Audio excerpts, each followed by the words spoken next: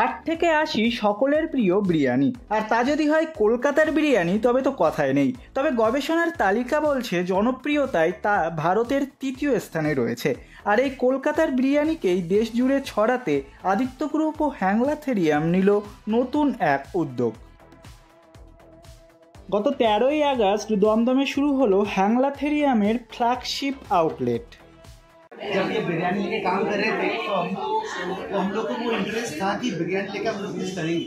हम लोग अभी तक चाइनीज़ लेके काम किए, इंडियन फूड लेके काम किए हैं, कैफे लेके बहुत सारे काम किए, इवन बेकरी भी हम लोग लेकिन बिरयानी लेके हम लोग कुछ कर नहीं रहे थे। बट आशा था कि कुछ करेंगे तो वो भी थोड़ा इच्छा लगी।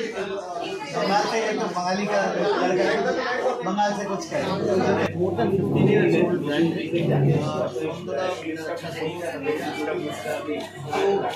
ऑथेंटिक कोलकाता बिरयानी हम लोग करते आ रहे।